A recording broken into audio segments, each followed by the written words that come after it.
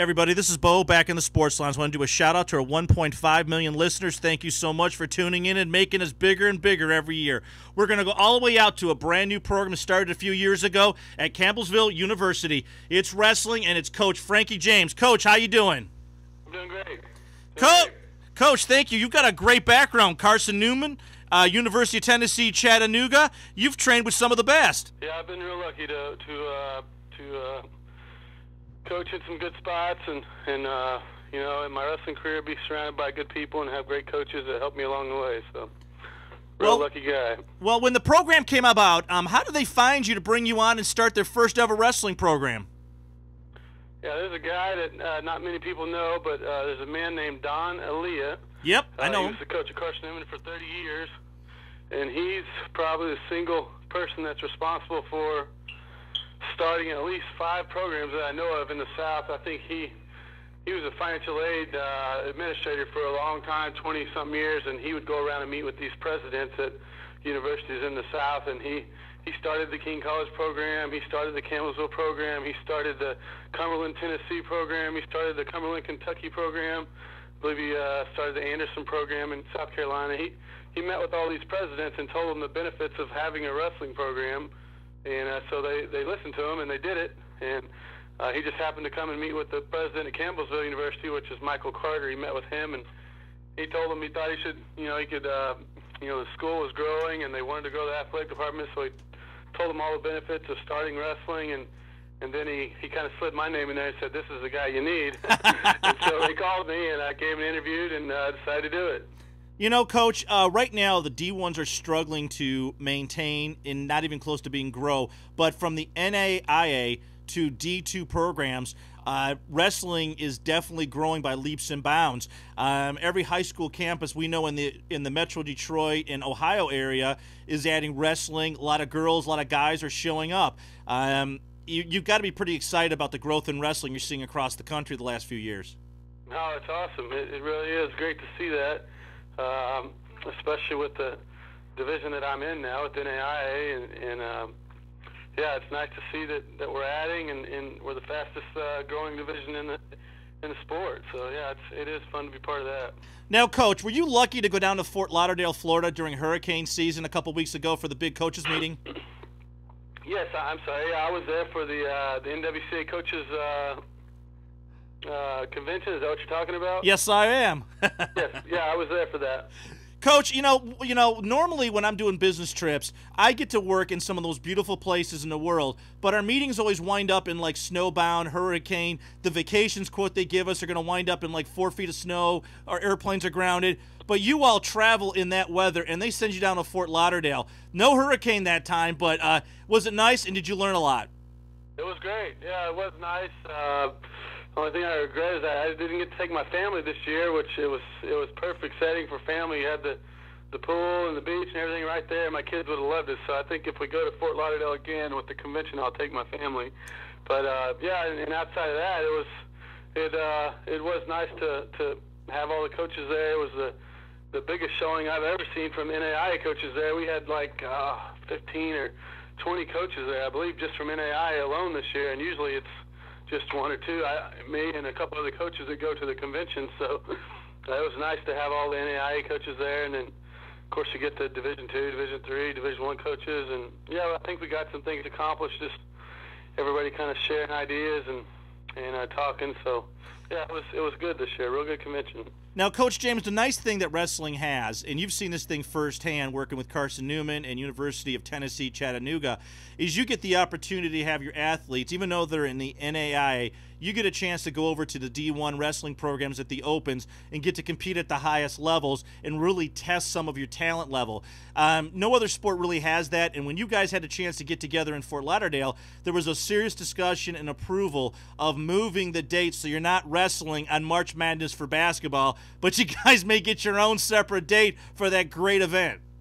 Yeah, I think that is something that was the hot topic down there at the convention, was moving the wrestling season to a one-semester sport, starting in January and finishing in April, and I'm for it, and I think every NAIA coach I talk to is for it. Most of the Division I coaches are for it.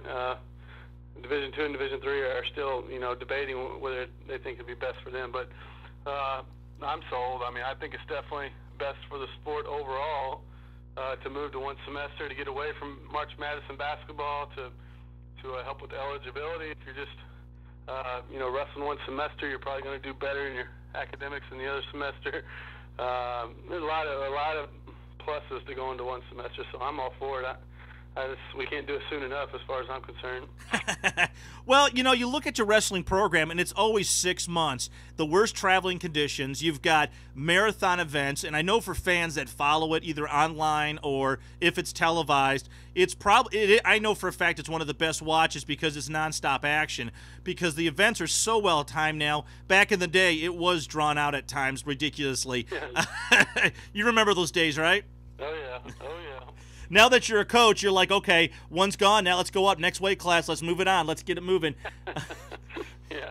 Now, the nice thing, too, with your program is they didn't limit you as far as traveling. You are pretty much all over the place on your tournament level. That's got to be kind of nice. Iowa, Ohio, Georgia, Tennessee, obviously. You don't get a chance to breathe in many of these competitions. Yeah, that's something that, it looks like it's tough, but it's something that we have to do to recruit the kind of guys I want to recruit and compete on the level we want to recruit on. We've got to wrestle those big schools, and that's one of the things I sold the school on when I came and interviewed from the very beginning. I told them, look, your basketball team is never going to play against Duke. Your football team is never going to play football against Oklahoma University. But once you get this wrestling program started, we're going to wrestle Duke, we're going to wrestle Oklahoma University, we're going to wrestle Michigan, whoever, And so they thought that was pretty neat, that we do get to compete against the bigger schools like that. Absolutely. And the fact is that once people start showing up on campus, they're going to see something that very few schools who don't have a wrestling program get to see. MMA has increased such a positive spin on college wrestling. It's growing at high school levels. I know there was talk about it in the Fort Lauderdale meeting you all had. The impact of MMA, I think, has been very positive for the growth in wrestling. Everybody wants to see the sport who hasn't seen it before. I agree. It's definitely got the common person really interested in wrestling because they see the MMA on TV, and they see that, and they hear that the guy's a wrestler. That was his background, and these wrestlers keep winning. It gets them interested in wrestling. So, yeah, I have people call me from here, in Campbellsville, Kentucky, and never wrestled before. They want to come in and work out with the team. Or we've got guys that we recruit from all over the country that come in, and they want to, in the off season, they want to train their jiu-jitsu and there's things like that, different things. So, yeah, it's definitely just sweeping the country, and it's pretty interesting to see the whole MMA thing explode like that. Pretty neat. Absolutely. Now, even though your program is still new, they're still green, but you've got a lot of positives going on. Who are those leaders in the locker room right now that are getting ready for the season and sort of helping out those freshmen who are showing up and not sure what they're walking into? Right. That's such an important part is having those leaders, and starting a program from scratch like I did here 5 years ago. That's been something we've been searching for, is finding the right leaders within the team. So this year we're real lucky. We've got 5 All-Americans returning. So naturally the young guys are going to look to them. The people that have went out and placed at the national tournament. James Linker's a senior for us at 165. He was a kid that was 3rd in the Kentucky State tournament his high school career, and not a real big wrestling background. He comes here, and his junior year he's an All-American, and now he's set for a big run. His senior year he just improved a whole bunch and worked his tail off.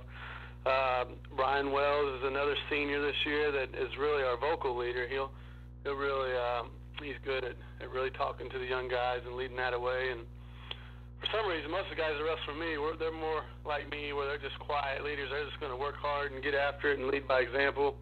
But it's real nice to have Wells there, who's, like I said, he's our vocal leader, and he's a senior. And then we've got a couple other guys that are like Matt David. He's only a sophomore, but I've made him a team leader because he is the epitome of student athlete. He wants to go to med school. He's got a 4.0. He's in here all the time, drilling in the morning, drilling at night. He's everything we want our guys to be. So he's a leader for us. And then